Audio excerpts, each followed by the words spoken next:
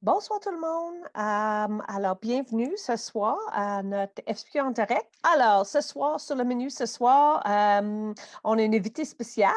On va parler, après notre invitée spéciale, très brièvement, le COVID-19, dernière nouvelle, le sondage éclair, puis on va finir avec les activités de la FCPQ. Alors, sans retarder, je vais laisser le contrôle quand même assez vite à M. Carcente. Monsieur Carcenti, c'est le chaire de recherche du Canada sur le numérique en éducation.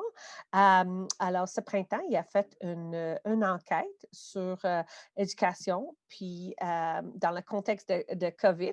Je vais laisser lui le présenter. Je vous remercie énormément, Monsieur Carcenti, d'être avec nous ce soir. Puis avec ça, je vais vous laisser avec votre présentation. Alors, merci beaucoup, Madame Payne. Et donc, je vais juste prendre quelques secondes aussi pour me présenter. Je vais présenter des résultats d'une enquête qu'on a réalisée, puis on l'a réalisée vraiment en collaboration avec la Fédération. Et sans la Fédération, on n'aurait pas été capable justement de réaliser cette enquête-là. Alors, je les remercie beaucoup de leur participation. Et là-dessus, voilà, donc sans plus tarder, je vais vous présenter. Je vais laisser le temps quand même après pour qu'on puisse se poser des questions, échanger, parce qu'il y a beaucoup de données qu'on a fait avec cette enquête-là. On a eu un très grand nombre de répondants. Vous allez voir, on a eu plus de 12 000 répondants. Et je me dis, vous avez peut-être des questions. Et l'erreur à faire, parce que bon, par habitude, hein, quand on est enseignant, des fois, on veut tout présenter. Mais je me dis, l'erreur à faire, c'est peut-être de vouloir trop présenter. Et qu'est-ce qui arrive quand on fait ça? On n'arrive pas finalement à faire passer le message le plus important.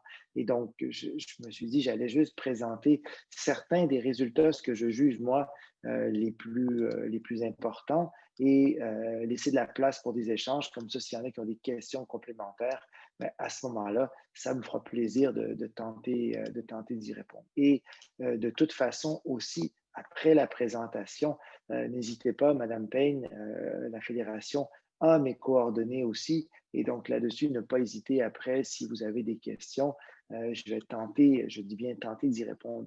Et je dis tenter parce que je réponds toujours à mes courriels, mais des fois, il y a des questions où il n'y a pas de réponse exacte. Et je peux vous donner plusieurs exemples. Alors, vous savez, avec Internet, des fois, tout le monde a accès à tout le monde, entre guillemets, et j'ai des fois des parents qui m'écrivent, c'est quoi le meilleur temps de recommandation pour l'écran pour mon enfant et pour des choses comme ça. Alors, on pourra reparler de la question des écrans si vous le souhaitez, mais je peux juste vous dire que la question des écrans, par exemple, c'est pas simple. Il n'y a pas de réponse particulière. C'est très compliqué. Ça dépend de plein de choses. Et donc, ça dépend d'une variété de contextes. Et donc, ça, c'est des exemples de questions finalement où on ne peut pas donner de réponse. Mais même si je ne peux pas donner de réponse, par exemple, pour ça, je peux vous envoyer vers des documents synthèse qu'on a fait et des textes de référence qui peuvent en tout cas vous donner des pistes de réponse. Parce que je ne vous expliquerai pas que être parent, c'est complexe et malgré tous les livres qu'on retrouve sur la question, je pense que des fois, c'est à vous de regarder qu'est-ce qu'il est possible de faire ou qu'est-ce qu'il n'est pas possible de faire. Et donc, je vous parlais par exemple de la question des écrans, mais c'est un exemple, mais il y en a beaucoup d'autres aussi. Alors, je vais vous parler d'une enquête qu'on a faite durant la pandémie au printemps dernier. Je vais vous parler de l'école à la maison, un défi de taille pour les parents et pour les élèves aussi. Et je vais garder donc les questions pour la fin. Et comme je l'ai dit, mon objectif, c'est vraiment de vous présenter une partie des résultats. Le lancement officiel des résultats, ça aura lieu la semaine prochaine. Et je vais faire ça sur mon compte Twitter. Puis ceux et celles qui n'ont pas l'habitude, ça prend vraiment 60 secondes. Vous vous inscrivez. Et ça, c'est mon compte professionnel. Donc, on ne voit là-dessus que des choses professionnelles qui sont liées à la recherche, aux travaux de recherche qu'on fait, aux partenariats, aux enquêtes, etc. Et donc, ce sera diffusé au complet là-dessus. Et donc, le plan de la présentation que j'ai prévu pour ce soir, je vais juste dire quelques mots sur mon travail parce que, bon, vous êtes parent et puis des fois, certains se demandent, bon, qu'est-ce qu'il fait celui-là exactement dans la vie? C'est pas clair, à moins que vous soyez vous-même chercheur à l'université. Et donc, je vais juste dire quelques mots sur mon travail, peut-être pour vous aider un tout petit peu à mieux comprendre ma réalité, à comprendre ce que je fais, puis à comprendre aussi pourquoi on a entrepris cette enquête, on vous présente les résultats et dans quelle mesure, en tout cas, ces résultats ont du poids ou non. Je vais vous parler du contexte aussi dans lequel on a réalisé cette recherche, des objectifs. La méthodologie, c'est un peu la recette, comment on s'y est pris pour réaliser la recherche. Et le plus important, je vais vous présenter les résultats. Dans les résultats, vous allez voir, je vais vous présenter trois choses. Je vais présenter, on a voulu rester le plus objectif possible dans l'enquête et on a demandé à tous les participants s'il y avait des avantages à l'école à la maison. Et vous ne serez peut-être pas surpris d'apprendre qu'il y avait eu, pour plusieurs, certains avantages. Mais ces avantages ont varié dans le temps et donc je reviendrai aussi sur l'idée de variation dans le temps des avantages. On a évidemment posé la question des défis ou des problèmes rencontrés. Et donc, ça, il y en a eu beaucoup. Et donc, ça, c'était vraiment quelque chose de majeur, quelque chose où les gens se sont beaucoup prononcés. Je reviendrai sur ces principaux défis. Et ensuite, on va parler de quelques stratégies gagnantes qui ont été mises en place, des stratégies gagnantes qui ont été mises en place par les parents, par les élèves, par certaines écoles et tout, et parler aussi finalement de comment ces stratégies gagnantes se sont mises en place. C'est pas facile. Maintenant, ce soir, si vous cherchez la recette miracle pour motiver votre enfant du secondaire qui va faire de l'école à la maison, je vous dis, c'est pas évident. Il y a quand même des astuces, il y a quand même des choses qu'on peut faire, mais même si on peut faire des choses, vous allez voir que la recette magique, c'est quand même pas simple. C'est vraiment complexe. C'est un immense défi. Alors, peut-être juste quelques mots sur mon travail. Alors, j'ai une chaire de recherche sur le numérique en éducation. C'est quoi? Ça veut dire j'ai une espèce de reconnaissance qui va avec un devoir de faire des recherches sur une thématique spécifique et la thématique pour laquelle j'ai obtenu ma chaire, c'est les technologies ou le numérique en éducation. Et donc, qu'est-ce qu'on fait? Je ne travaille pas seul, je travaille avec une grande équipe et on fait des recherches sur diverses thématiques d'intérêt qui sont liées au numérique et liées à l'éducation. Alors, on essaie vraiment de travailler très fort là-dessus. Je vous donne quelques exemples. C'est la section où je prends un petit peu de temps pour me présenter. Je vous ai parlé un peu plus tôt du temps d'écran, par exemple, et tout. Ben, écoute, nous, on a fait une grande recherche sur le temps d'écran. En vérité, on en a fait plusieurs au fil des ans, mais le 10 février 2020, c'est une date des fois qui est très lointaine dans notre esprit, on oublie ça. Pourquoi on oublie ça? Parce que c'était avant la pandémie. Donc, avant la pandémie, des fois, c'est comme une autre vie, on n'y pense plus. Mais avant la pandémie, il y a eu une journée nationale au Québec sur le temps d'écran et son impact chez les jeunes et tout.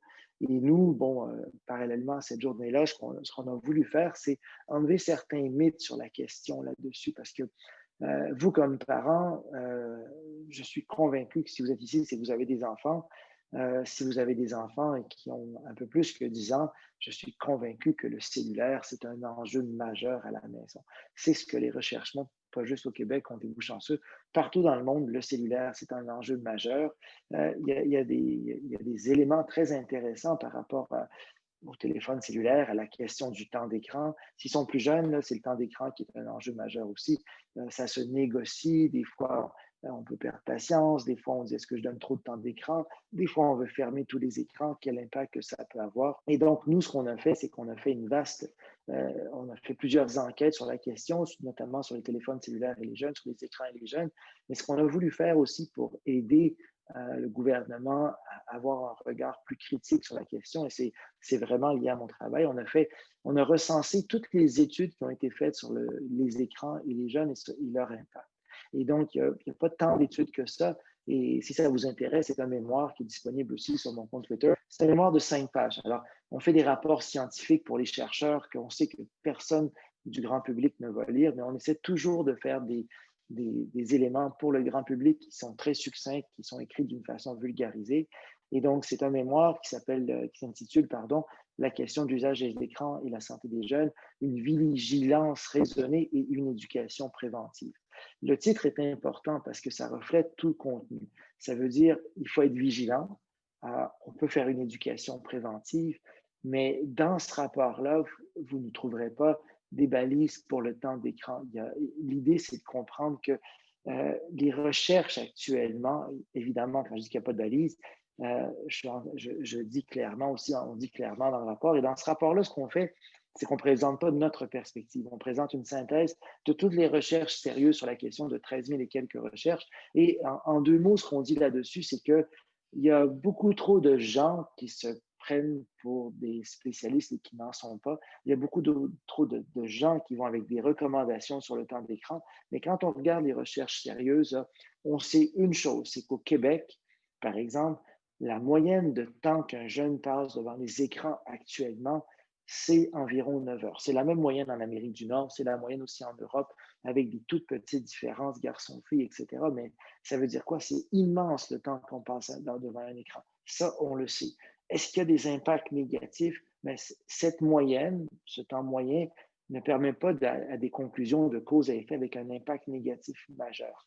Mais par contre, ce que les recherches disent, c'est qu'on n'en sait pas assez. Donc, comme on n'en sait pas assez, c'est pour ça que je parle dans le titre d'une vigilance raisonnée, d'une éducation préventive. Il faut faire attention. Il faut éduquer les jeunes justement à l'impact potentiel des écrans sur leur santé.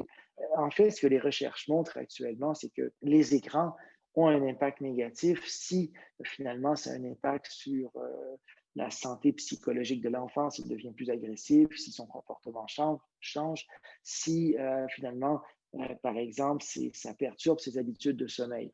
Ce que les recherches montrent, c'est que laisser un enfant dormir quand il y a un écran dans sa chambre, c'est un grand risque. Et la tentation, pour lui, des fois, elle est tellement présente que l'enfant risque d'aller vers les écrans, risque d'aller voir, finalement, consulter ses messages, ses notifications. Mais qu'est-ce que ça fait s'il dort avec cet écran-là, sans que l'écran soit dans son lit et juste qu'il soit dans sa chambre? Ça a un impact négatif sur le sommeil. Maintenant, ce n'est pas l'écran lui-même qui a un impact négatif sur le sommeil. Ce qui a un impact négatif, c'est l'usage qu'on en fait qui est en dehors des heures prévues. Alors donc, les écrans, ça vient avec des balises, avec des règles. Maintenant, est-ce qu'on peut se prononcer de façon précise sur les règles? C'est pas évident. Et donc, si ça vous intéresse, vous irez consulter le rapport, mais moi, je pense que c'est intéressant et on n'a pas juste fait ce rapport-là, on a même fait une fiche synthèse en 2 pages, 40 recommandations tirées de ce rapport de 5 pages pour les parents. Mais cela dit, donc, si je reviens avec mon travail, qu'est-ce qu'on fait? Donc, on fait beaucoup de recherches. On a même eu la chance de travailler sur la dernière politique en lien avec le numérique en éducation au Québec. Donc, on est, entre guillemets, je suis l'auteur de cette politique-là.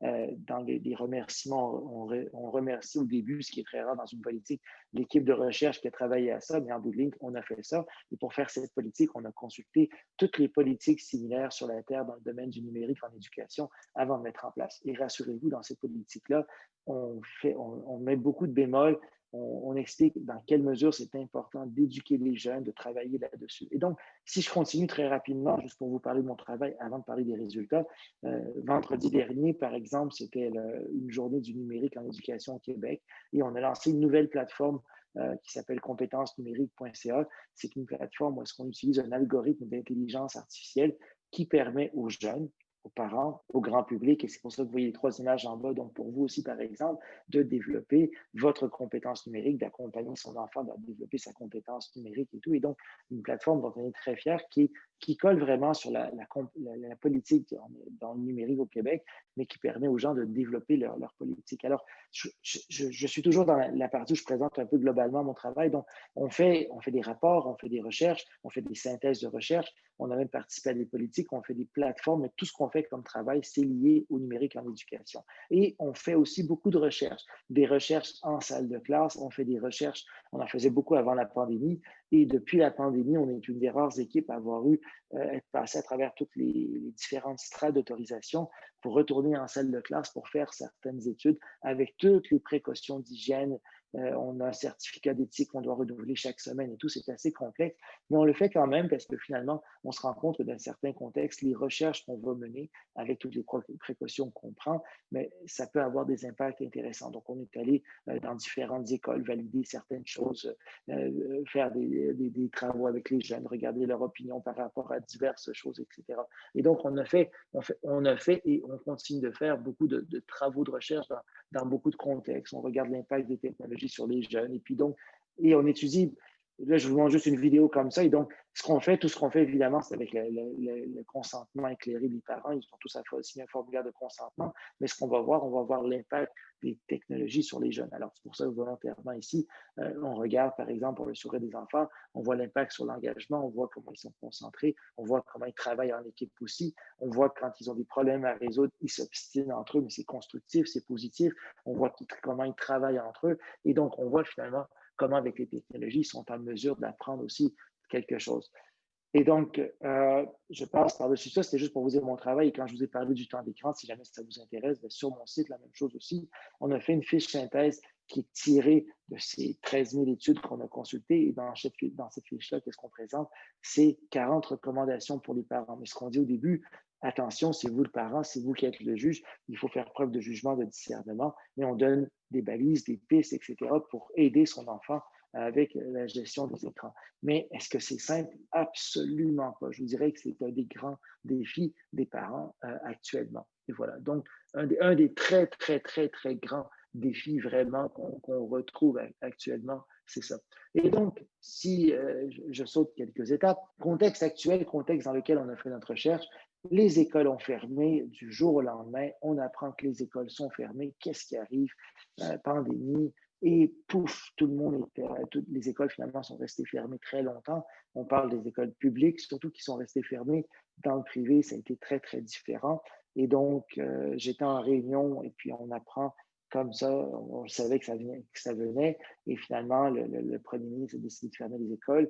Les écoles publiques sont restées fermées cette semaine. Mais quand on regarde dans les détails, c'est plus complexe que ça. Dans certaines régions, c'est resté fermé beaucoup plus longtemps. Pour certains niveaux scolaires, c'est resté fermé bien plus longtemps, donc les élèves ne sont pas retournés à l'école. Et ensuite de ça, il y a eu certaines activités d'apprentissage en ligne. Et donc, nous, ce qu'on a fait, c'est qu'on a voulu voir un peu comment ça se passait. Donc, les objectifs de la recherche, concrètement, comment ça se passe, comment l'école à la maison. On a posé les questions sur les avantages, on a posé les questions sur les défis, les problèmes rencontrés, et on a posé aussi des questions sur les stratégies gagnantes. Et donc, ce que je vais vous présenter, c'est vraiment les principaux résultats pour laisser un petit peu de temps d'échange. Mais encore une fois, il y a le rapport détaillé qui sort dans une petite semaine et si ça vous intéresse, ça me fera plaisir. Et donc, pourquoi on parle aussi de stratégie gagnante? Parce que je me dis, bon, c'est intéressant de vous laisser avec des pistes aussi. Qu'est-ce qu'on peut faire pour ça? Qu'est-ce qu'on peut faire pour que ça fonctionne mieux? Et j'ai toute une liste ici de points que je souhaite vous partager justement. Et donc, comment on a fait pour faire ça? On a fait d'abord la collaboration de la fédération. Sans eux, ça aurait été impossible. Et je vous remercie grandement. Donc, on a fait une enquête en ligne. Et bon, il y a la fédération qui a collaboré, il y a Alloprof aussi qui a collaboré et il y a Télé-Québec. Donc, on a 3 grands partenaires avec qui on fait souvent des recherches. Et avec la fédération, ce n'est pas la première recherche qu'on fait avec eux non plus. Et donc, cette collaboration-là nous a permis en un temps record, on était au printemps dernier encore une fois, d'avoir 12 279 participants. On a eu presque 5 000 parents et plus de 6 000 apprenants. Donc, ça fait beaucoup de monde. Et donc, qu'est-ce qu'on a fait avec ces gens-là? Ils ont tous participé à une enquête en ligne. Mais ce qu'on a fait aussi, c'est qu'on a fait des entrevues de groupe en ligne. Donc, on a rencontré des parents en ligne. Après avoir analysé tous les questionnaires, il y avait plusieurs questions qui étaient encore présentes et on se demandait, OK, on voulait aller plus loin, on voulait comprendre ces questions-là. Et donc, ce qu'on a fait sur Zoom, un peu comme ce soir, on a rencontré des parents. Et donc, on a rencontré des parents qui étaient volontaires, évidemment, et on leur a parlé, on leur a posé des questions supplémentaires, justement, afin de mieux comprendre comment ça se passait, l'école à la maison. Alors, voilà. Donc, j'arrive dans ces résultats de recherche. Et très, très sommairement, comme je vous l'ai dit, je ne veux pas vous inonder de résultats. Est-ce qu'il y avait des avantages à l'école à la maison? C'est une question qu'on a posée aux parents, qu'on leur a posée dans le questionnaire, qu'on leur a posée lors des entrevues de groupe aussi. Et donc, ce qu'il faut comprendre d'abord aussi, c'est qu'on a posé la même question. Il y avait 2 sondages, un sondage pour les parents, un sondage pour les apprenants. Et même si on a eu des tout petits qui ont participé à l'enquête, on est conscient que les tout petits, quand je dis tout petits, ceux qui sont plus jeunes au primaire, vraisemblablement, ce sont les parents qui les ont accompagnés pour remplir le questionnaire. Mais on suppose aussi qu'à partir de la cinquième, sixième année, surtout avec les types de réponses qu'on a eues, que ce sont les enfants eux-mêmes qui ont répondu au questionnaire. Donc, on a posé la question euh, aux parents, est-ce qu'il y a des avantages à l'école, à la maison? Et plusieurs parents nous ont dit qu'au début, ils trouvaient ça intéressant. Intéressant de prendre plus de temps, surtout ceux qui avaient des plus jeunes enfants, intéressant de prendre plus de temps pour accompagner leurs jeunes enfants, pour voir où est-ce qu'il y avait des difficultés, finalement, pour vraiment passer plus de temps scolaire et parascolaire avec lui. Mais, et ça, c'est quelque chose qui est revenu peut-être chez à peu près 10 des parents. Donc, ce n'est pas quelque chose de très majeur, mais c'était quand même présent chez 10. Par contre, ces avantages se sont beaucoup estompés plus la pandémie durait. Je dis ça à titre de blague, mais c'est quand même ressorti à plusieurs reprises. Il y a plusieurs parents qui nous ont dit que si ça durait encore, c'est eux qui allaient finir par trouver un vaccin. Parce que plusieurs parents nous ont dit que la gestion, finalement, des enfants de l'école à la maison, de leur propre travail, certains étaient en télétravail aussi. Tout ça ensemble, ça devenait très, très, très, très difficile pour eux. Et donc, est-ce qu'il y a eu quelques avantages? Oui, pour les parents. Au début, ils trouvaient ça intéressant, le fait d'être plus près de leur enfant, de pouvoir être plus près d'eux pendant longtemps. Et ces avantages se sont estompés. Quand on a posé la même question aux élèves, on leur a demandé est-ce qu'il y a des avantages à la maison, mais à notre grande surprise, beaucoup d'élèves ont répondu que oui. Et c'est surtout au secondaire que les avantages étaient présents. Maintenant, vous allez me dire que ce n'est pas des vrais avantages quand je vais vous les nommer. Cela dit, c'est quand même la perception que les élèves avaient. Alors, eux, ils trouvaient ça intéressant parce que, première chose qui est sortie par les gens, par exemple, et je parle du secondaire, on peut se lever plus tard le matin. Et donc, quand on aura posé la question en focus group, les élèves nous ont dit, ben, certains se levaient vraiment littéralement 2 minutes avant leur cours. Alors, ce qui était en temps normal difficile parce qu'il fallait, bon, soit prendre sa douche, soit aller à l'école, etc. Et tout. Et donc, l'idée que ça prenne moins de temps, l'école, c'était avantageux. Et beaucoup d'élèves ont trouvé aussi d'autres avantages, du genre, ben là, si le prof est plat, tu peux faire autre chose parce que finalement, tu peux fermer ta caméra et tu peux fermer ton micro et puis c'est pas exactement ce que tu fais. Et donc, plusieurs comme ça, avantages liés au fait de pouvoir faire autre chose, au fait de pouvoir se lever plus tard. Mais chez les élèves, on n'a pas tant que ça trouvé des avantages, je dirais, éducatifs. Ça veut dire l'enfant, puis encore une fois, ils ne sont pas méchants, les adolescents qui ont répondu à l'enquête, mais les adolescents, qu'est-ce qu'ils disaient? Ce qu'ils disaient finalement, pour eux, le matin, tu te lèves plus tard, puis en plus de ça, si ce n'est pas intéressant, tu peux faire d'autres choses parce que finalement, tu fermes ta caméra et l'enseignant ne sait pas ce que tu fais. Et donc, avantage, conclusion de l'enquête, c'est qu'il y en a quand même très, très peu. Mais on voulait rester le plus objectif possible. On s'est dit, on va quand même poser la question sur les avantages. Et comme je l'ai dit, les petits avantages qui étaient là chez les parents au début, ils sont rapidement disparus parce que même si au début, les parents trouvaient ça intéressant ou le fun d'être plus près de leurs enfants, plusieurs parents, comme je dis, vous savez, avec une quantité de participants comme ça, les parents ne se connaissaient pas. Et même lors des focus group, on en a fait plusieurs. Les parents étaient sollicités avec différentes plages horaires, donc ils se voyaient pour la première fois lors des focus group. Mais les parents qui venaient de partout, ils étaient tous là-dessus très unanimes à la fin que ces avantages du début se sont quand même bien rapidement estompés. Et je dirais que vers la fin de la période, même s'il y avait plus de 10 des parents qui trouvaient ça avantageux, il y avait certains avantages au début. À la fin, finalement, surtout dans des focus group, ce qu'on voyait, on était à moins de 1 de parents qui trouvaient des avantages à cette idée de l'école à la maison. Mais en même temps, il faut comprendre, c'est la pandémie, on pose des questions, tout le monde est stressé. Et donc, c'est pour ça qu'on a quand même voulu poser la question sur les avantages pour tenter de nuancer. Et donc, on a posé la question sur les défis. Et nous, on avait un questionnaire avec on avait des cases à cocher, mais on avait aussi des réponses ouvertes. Et je peux vous dire que là, on n'a jamais vu autant de répondants qui ont répondu longtemps dans les questions. C'était, vous savez, des fois, on fait un questionnaire en ligne, les gens répondent très sommairement. Jamais qu'ils vont dépasser l'espace. Et là, on avait des gens vraiment qui se sont confiés. Est-ce qu'il y a eu des défis pour l'école à la maison? Il y en a eu plusieurs. Il y en a vraiment eu, je dirais, énormément. Et on va peut-être tenter de relativiser certains. Il y a eu des défis. Le premier lot de défis, ce qu'on peut appeler, c'est des défis liés au numérique, aux technologies. Et donc, je vais vous parler de ces différents défis-là. Le deuxième défi, c'était lié à la motivation des élèves.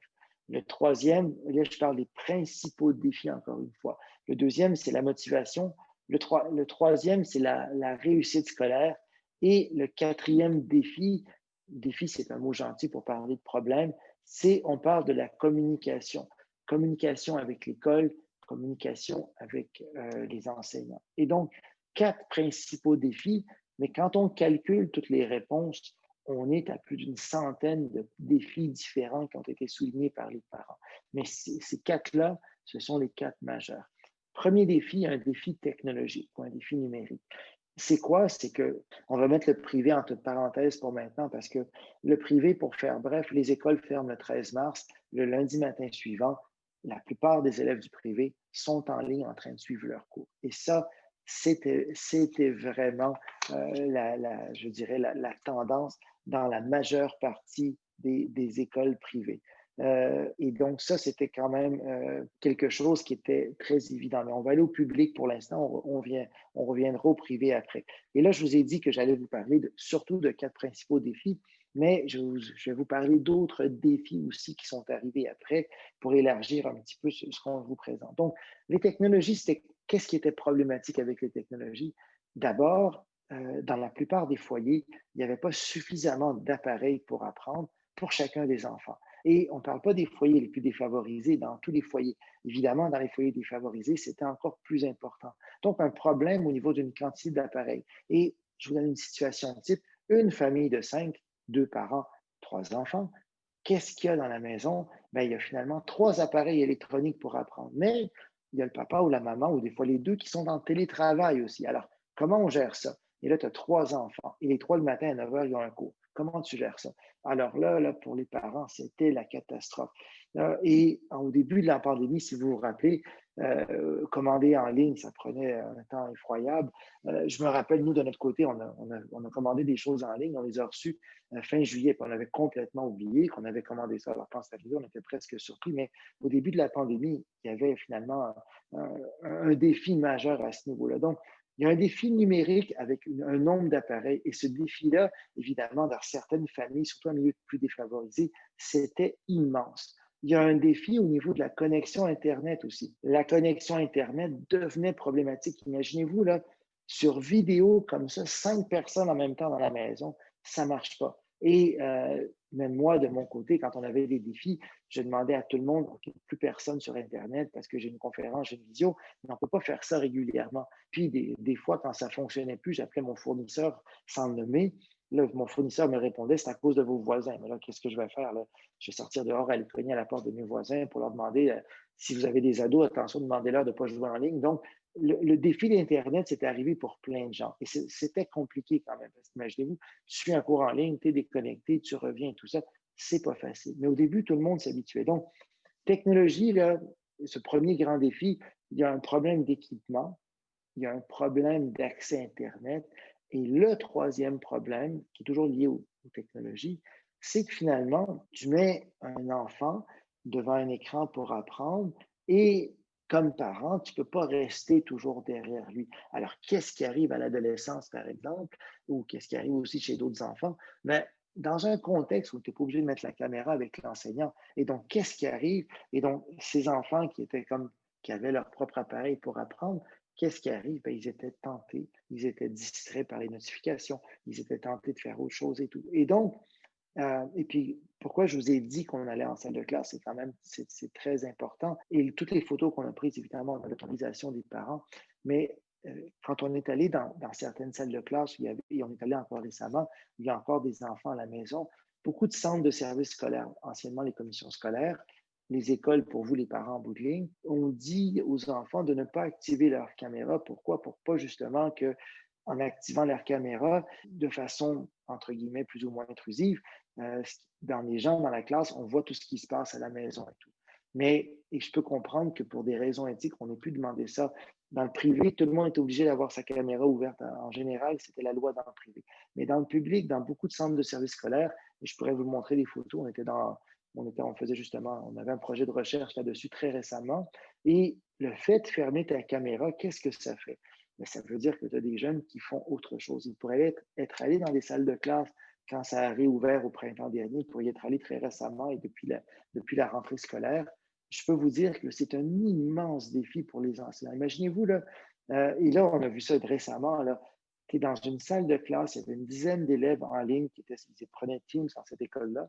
Et donc, il n'y a pas de caméra pour personne. Tu ne sais pas ce qu'ils font de temps en temps. Et là, je vous blague à peine. Puis l'enseignante nous a dit après que c'était même plus calme parce que nous, on était là dans la classe et que tout le monde était au courant on entendait des vidéos sur Netflix qui jouaient en parallèle. Alors l'enseignante est obligée rapidement d'aller sur son truc et de mettre le micro de tout le monde à mute, mais c'est pas intéressant quand tu fais une activité. On aimerait que les élèves participent. On a même entendu des robinets qui coulaient, des toilettes qui flashaient. Donc, il y avait une panoplie de défis qui étaient là. Et donc, par rapport au numérique, un problème d'accès à des équipements, un problème de bande passante d'Internet, parce que ce n'est pas tout le monde qui avait la même bande passante et tout, et un problème aussi de responsabilisation des élèves. Tu es en train d'apprendre, tu ne peux pas être sur Netflix en même temps, tu ne peux pas regarder tes notifications, il faudrait que tu les enlèves. Et donc, tout cet apprentissage sur comment gérer les technologies, il y a beaucoup d'élèves là, pour qui c'est quelque chose de majeur. Donc, premier défi, c'est quoi? C'est les technologies, un problème d'accès. Et il y a des familles pour qui c'était majeur. Il n'y a pas eu d'accès aux technologies. Donc, qu'est-ce que tu fais? Tu partages un téléphone cellulaire, tu as une tablette pour 3 enfants. C'était vraiment un défi immense. Un problème d'accès Internet aussi, de bande passante et tout. Et un troisième problème, cette idée de responsabiliser les jeunes, de leur montrer comment tu apprends en ligne, comment tu désactives tes notifications, comment finalement t'amener à te concentrer sur ça. Et donc, ça, c'est un premier volet majeur. Deuxième volet qui est sorti, donc vous voyez ce volet sur le numérique ou les technologies comprend 3 morceaux, accès aux appareils, Internet et aussi cette responsabilisation des jeunes. Deuxième volet qui est sorti de façon importante dans l'enquête, la motivation des jeunes. Et la motivation, pour être très honnête avec vous, au début, ce n'était pas si un problème que ça, parce qu'on a évalué la motivation des jeunes, on a comparé à des enquêtes qui étaient hors pandémie, et vous savez, la motivation, pour faire très bref, entre le début et la fin de l'année, ça chute. Et entre la maternelle et la fin de la troisième secondaire environ, ça chute aussi. Ça remonte un tout petit peu, mais c'est une remontée qui est plus statistique que réelle. Qu'est-ce qui arrive en troisième secondaire au Québec? C'est là où les élèves atteignent l'âge où on a le droit de quitter l'école. Alors donc, c'est comme tu enlèves les plus démotivés, donc statistiquement, ton niveau de motivation, il augmente. Mais en vérité, il augmente. Pourquoi? Parce que les élèves les plus démotivés ont quitté l'école. Ils ont 16 ans à partir de la troisième secondaire, parce qu'en général, ils ont redoublé souvent 1 à 2 années. Et donc, la motivation baisse entre le début et la fin de l'année, puis elle baisse entre la maternelle et la fin du secondaire de façon globale. Une petite hausse de motivation au secondaire 1, ça rebaisse après, mais il ne faut pas vous inquiéter, ça baisse même à l'université, ça baisse même au doctorat, ça baisse partout. Et les recherches montrent que ce qu'il faut, c'est tenter de trouver des astuces pour maintenir cette motivation, l'accroître dans certains cas. Et donc, que ça baisse, ce n'est pas dramatique. Et au début de la pandémie, la motivation baissait un petit peu, mais elle ne baissait pas de façon dramatique. Donc, pour nous, on ne voyait pas que c'était un problème majeur. Mais par contre, on s'est rendu compte au fil des mois, que des semaines plutôt, que la motivation devenait un problème majeur. La motivation à apprendre. Finalement, ce qui est apparu, c'est que l'école, le fait de devoir se lever, se préparer, s'habiller, aller à l'école, voir des amis en marchant à l'école ou en prenant l'autobus ou peu importe, être en classe, avoir des règles, la cloche qui sonne, tu t'assois, tu dois ouvrir tes livres et tout ça, mais ça crée un contexte qui développe de saines habitudes un contexte qui va éventuellement favoriser la motivation. Donc, la motivation, c'était un immense problème. Mais parallèlement à ça, et puis là, vous savez, l'enquête, c'est une enquête anonyme, on ne donne pas de nom, et même dans les focus group, là, quand on a analysé les données, on a effacé tous les noms parce que des fois, les gens parlaient avec beaucoup d'émotion de ce qu'ils ont vécu, des défis qu'ils ont eu, tout ça. Notre objectif, ce n'est pas d'avoir des noms. Mais quand on parle de motivation, quand on regardait le contexte de certains jeunes, écoutez, c'est sûr, c'est un défi immense. Je parle surtout de secondaire, mais pas uniquement. D'abord, il y a eu énormément de soucis techniques, accès aux technologies, comme je l'ai dit et tout. Mais au-delà de ça, tu as un jeune d'habitude qui va se lever, qui va aller à l'école, il y a un transport vers l'école, que ce soit à pied ou en autobus. Tu arrives à l'école, tu es pris en charge, il y a la cloche qui sonne, tu as des récréations. Donc, il y a vraiment un encadrement immense. De cet encadrement très, très fort, et là, c'est pas un reproche, comme j'ai dit, je sais que c'est extrêmement difficile pour les parents parce que vous allez voir dans les autres défis, après les quatre, il y a beaucoup d'autres défis qui était majeur aussi, la conciliation travail et tout ça. C'était quelque chose de majeur, surtout chez les parents, évidemment. Les élèves, ils n'ont pas vu ça. Mais donc, ce jeune qui a l'habitude d'être encadré à l'école, là, il est laissé chez lui. Et certains jeunes nous racontaient qu'eux, ils suivaient leurs cours dans leur lit. Alors, on a posé des questions pour clarifier, pour tenter de s'imaginer la chose. Et puis finalement, c'est quoi? Ben, tu as l'école qui commence à 8h55, tu mets ton réveil à 8h54. Et là, tu te réveilles, puis comme tu ne mets pas ta caméra, ben, tu ouvres ton téléphone parce que beaucoup de jeunes, surtout au secondaire, étaient sur leur téléphone. Et donc, le problème de motivation qui était présent chez beaucoup de jeunes, ben, on s'est rendu compte qu'il était lié vraiment à ce manque de cadre pour rappeler aux jeunes que c'est l'école encore, c'est pas n'importe quoi. Et donc, tu avais des jeunes, par exemple, qui dépassaient de loin leur heure de sommeil, qui avaient, pour reprendre leurs mots, qui ont tout regardé ce qui était regardable sur Netflix, et donc qui se couchaient beaucoup plus tard, qui étaient toujours sur les écrans, et donc quand l'écran empiète sur les heures de sommeil, c'est là où ça devient négatif, et là, qui mettaient leur réveil, donc qui étaient entre guillemets présents pour l'école. Mais imaginez-vous le pauvre enseignant qui enseigne à quelqu'un qui est dans son lit, il ne voit pas la caméra et le son est sur mute. Et donc, un enfant qui participe très, très peu. Et donc, la motivation, c'est un problème majeur. C'est les enfants qui nous l'ont partagé. Les parents qu'on a questionnés, pour eux aussi, la motivation, c'était un problème majeur de leurs enfants. Certains ne savaient plus comment faire pour les amener à faire les devoirs, à travailler, à être motivés, etc. Et tout. Il y a d'autres facteurs explicatifs aussi par rapport à la motivation. Par exemple, un facteur explicatif, ça peut être aussi, c'était aussi le manque de contacts sociaux qu'on a à l'école aussi. Donc, parce que rappelez-vous, au début de la pandémie, les gens respectaient beaucoup plus, en tout cas au début, les règles que maintenant. Les gens étaient inquiets, ils ne savaient pas trop. Je ne dis pas qu'il ne faut pas les respecter maintenant, absolument pas, mais au début, le respect des règles était beaucoup plus présent.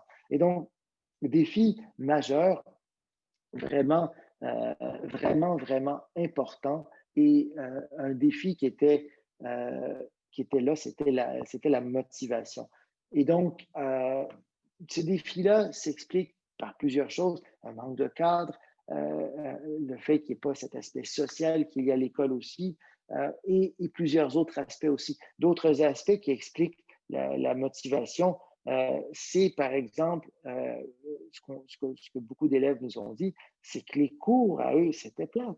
Donc, ils avaient des fois des enseignants qui n'étaient pas particulièrement intéressants à l'école. Et là, qui enseignaient en ligne sur Zoom, mais ça devenait monotone. Et là, certains élèves nous ont expliqué que l'enseignant, son son ne marchait pas des fois il n'entendait pas bien, des fois il ne voyait rien, des fois il n'y avait pas l'image de l'enseignant. Et donc, c'était pas évident du tout. Et donc, c'est un défi majeur. Troisième défi majeur, la réussite éducative. Beaucoup de parents étaient inquiets de la réussite de leur enfant et c'est tout à fait normal.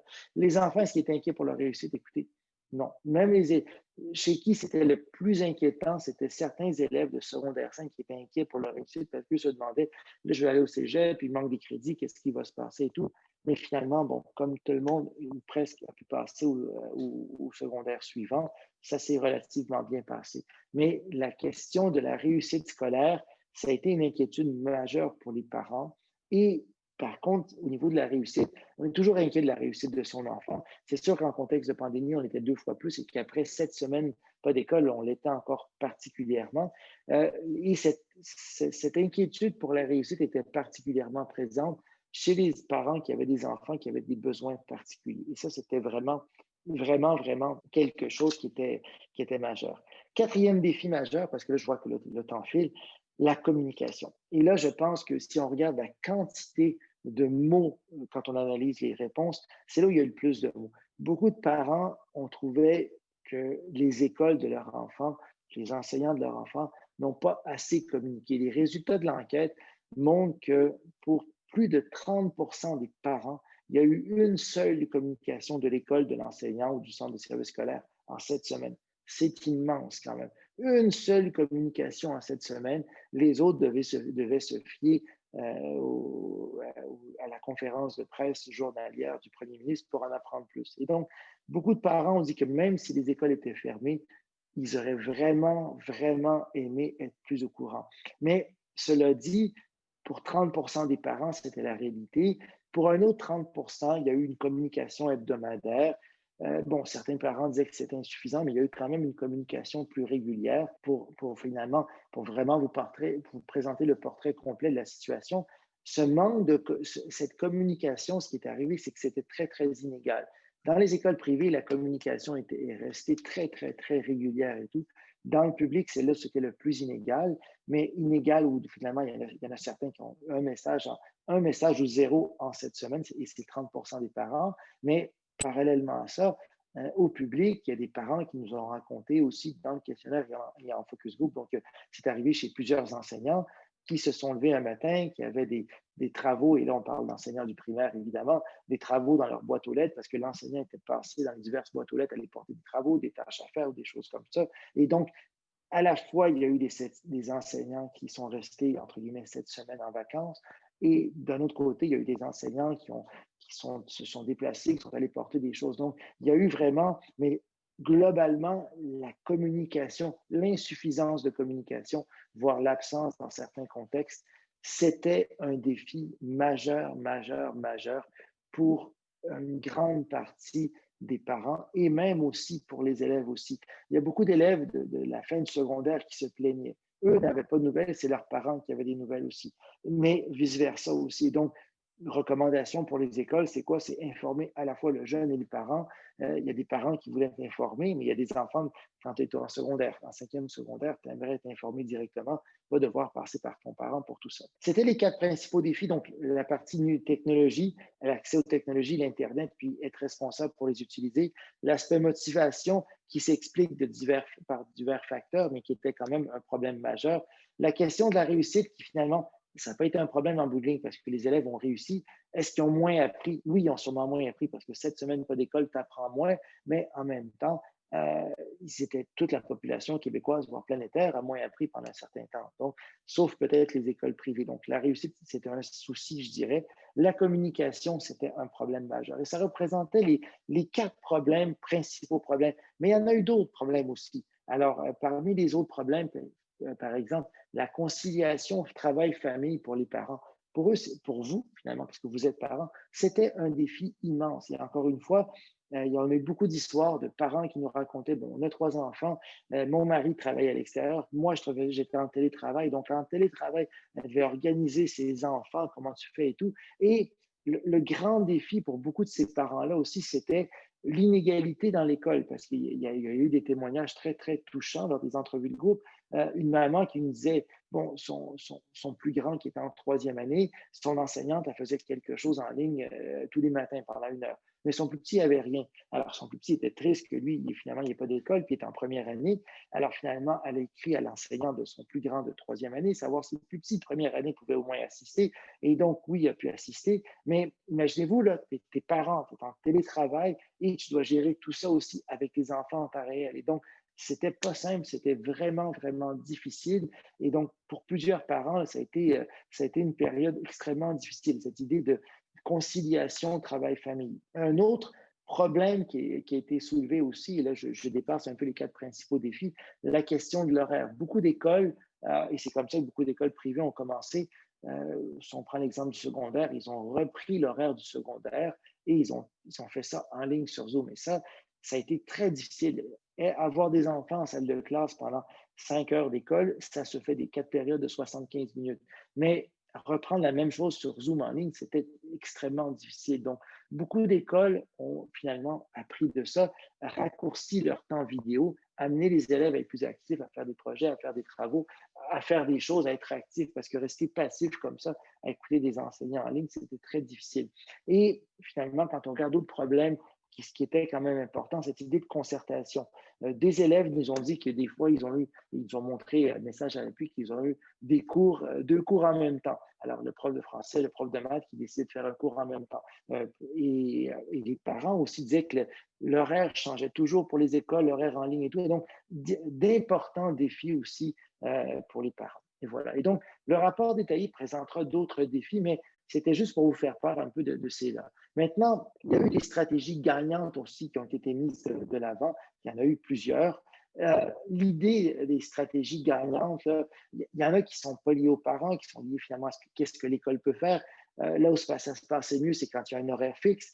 Par exemple, certaines centres de services scolaires ont rapidement pris le pas. Ils ont décidé, OK, de 9 heures à 10 heures le matin, ça va être les élèves du premier cycle du primaire. De 10 heures à 11 heures, ça va être tel autre. Les élèves du secondaire, ça va être à tel moment. Et donc, pour mettre des périodes où c'est en vidéo, et pour permettre aux familles de ne pas avoir tous les enfants en même temps sur Zoom ou sur Teams ou quelque chose comme ça, parce que ce n'était pas si simple. Ça, c'est des choses que les écoles peuvent faire. Qu'est-ce qu'on peut faire à la maison comme parents? Il faut apprendre l'enfant à être organisé. Et là où ça s'est le mieux passé dans les familles, c'est quand les parents finalement, amenaient leur enfant à se préparer le matin, presque comme si c'était l'école, parce qu'évidemment, c'est pas l'école, c'est l'école, mais je veux dire, tu n'as pas à te déplacer, mais amener les enfants à se préparer le matin et amener les enfants finalement à apprendre dans un contexte, que ce soit dans un petit coin de la cuisine, dans sa chambre, ou peu importe s'il a sa propre chambre, mais de créer un contexte qui fait en sorte que les enfants sentent qu'il y a un cadre comme l'école. Parce que je pense que ce qui était le pire, et il y a tellement eu d'enfants,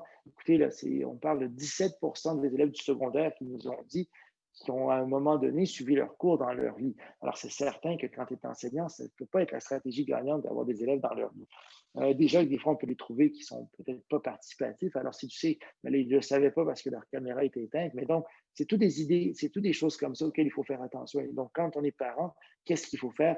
Il faut, et je sais que c'est pas facile pour tout le monde parce que certains parents quittaient pour le travail, d'autres étaient déjà en télétravail. Donc, l'idée, et puis il y a des enfants plus jeunes aussi, donc c'était extrêmement compliqué. Puis il y a la pandémie qui amène des soucis aussi et d'autres inquiétudes. Et donc, qu'est-ce qu'on peut faire?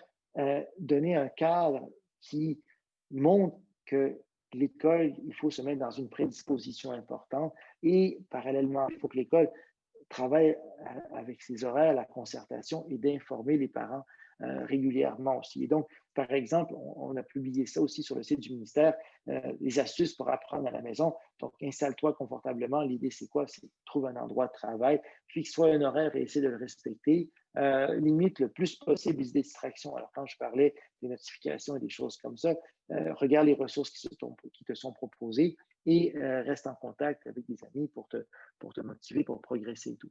Écoutez, je pourrais en dire encore beaucoup là-dessus. Sur notre site aussi, ce qu'on va faire, ce qu'on a fait, c'est qu'on a publié aussi, on a publié des pistes pour enseigner et apprendre. Donc, vous, comme parents, c'est plutôt le volet à apprendre pour amener vos enfants à apprendre à la maison. Et ce sont toutes des idées qui peuvent finalement vous aider, mais l'idée, c'est pas de mettre les. Et vous allez voir, c'est très simple, ça tient en 2 pages, là, mais c'est des pistes ou des idées qui peuvent vous aider à aider votre enfant à l'apprendre mieux pour qu'il apprenne à la maison. Tout ça, c'est issu de la recherche aussi. Et voilà. Et donc, sans plus tarder, ben, je vous remercie. Puis ce serait finalement la période de questions si vous en avez. Moi, j'ai une petite question. J'ai compris 12 279 participantes.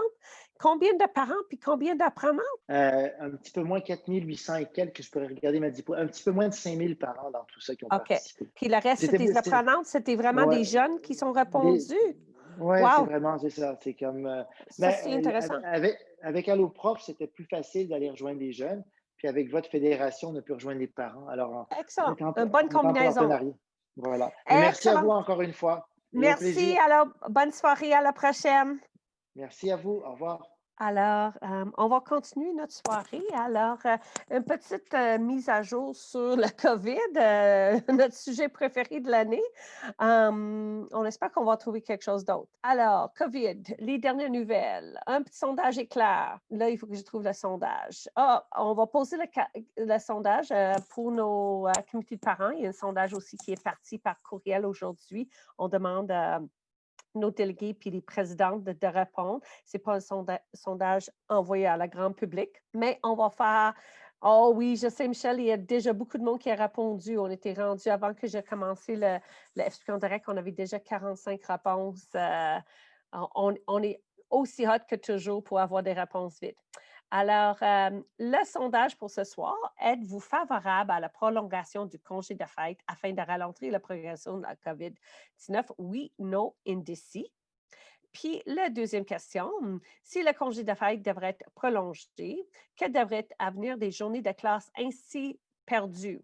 Il faudrait faire l'enseignement à distance pendant la prolongation. Il devrait être reprise lors de la semaine de relâche. L'année scolaire devrait être prolongée pour permettre de les reprendre. Il ne devrait pas être reprise. Alors, je comprends que peut-être vous avez toutes sortes d'autres possibilités.